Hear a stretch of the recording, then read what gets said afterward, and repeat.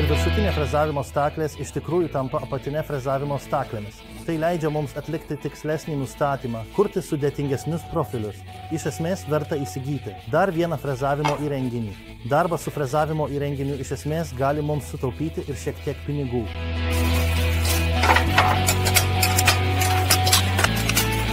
Staliuko surinkimui mums padėjo instrukcija. Ten yra daug paveikslėlių, bet jei išgersime kavos ir žingsnis po žingsnio seksime instrukcijas, be problemų per pusvalandį jį surinksime. Pačiam surinkimui mums pakaks atsuktuvo ir raktelio. Staliuką surinkome.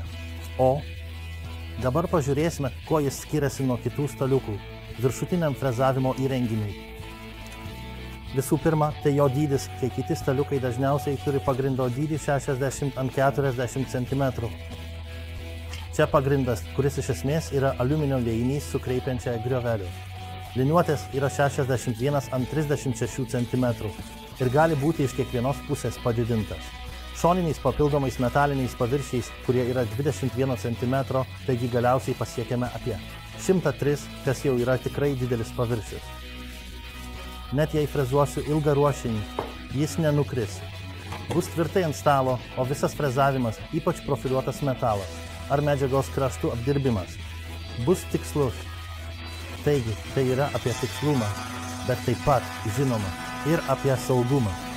Kitas dalykas, kuris yra naudingas šiam stalui, yra frezos darbo įrankio dangtis, kuris pakyla tik tada, kai atvežu medžiagą prie pačios frezos. Tai reiškia, kad neturiu galimybės įprasto veikimo metu ten įkišti rankos. Ir darbo erdvė yra apibrėžta pleciglasu, per kurį patogiai matau. Frezavimo staklės gerai ištraukia dulkes. Mes vėl turime švarę darbo erdvę. Geras frezavimo stalas nuo blogo skiriasi tuo, kaip lengvai arba sunkiai gali judėti. Jo liniuotė ir kaip ji yra reguliuojama. Tai reiškia, kad kai čia nustatome statmenumą ir turime pakankamai didelį frezą, galime iš tikrųjų gale atlikti ir mažus skaičius bei surinkti mažą rėmelį. Šio stalo privalumas taip pat yra tas, kad jis yra šiek tiek aukštesnis nei kiti stalai. Tai reiškia, kad ten įdėsime didelį galingą frezą ir galime sau leisti žymiai didesnius ir sudėtingesnius peilius. Su tokiu stalu galime iš tikrųjų kurti profilius, lenteles ir rėmelius, o pavyzdžiui galime įsigyti rinkinį kasetiniams durelėms ir sukurti gražias dureles virtuvei. Frezo tvirtinimą prie šio stalo atliekame per šabloną, kur iš anksto pragręžiame ir pritvirtiname iš apačios. Ir tai, iš esmės, kaip ir daugumoje kitų stalų, šoninės angos kojose yra tokios, kad lengvai galime manipuliuoti, pasiekėme frezą, bet iš esmės to net nereikia, nes ji turi integruotą jungiklį. Tai reiškia, kad freza yra įjungta į jį. Yra dvi lizdai, viena valdo frezą. Galime parodyti.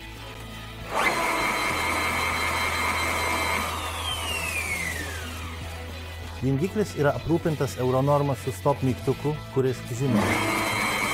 Gali būti išjungtas tik palietus, kai yra kokia nors problema arba mums kažkas nepavyko ir neturėjome kaip greitai jį išjungti.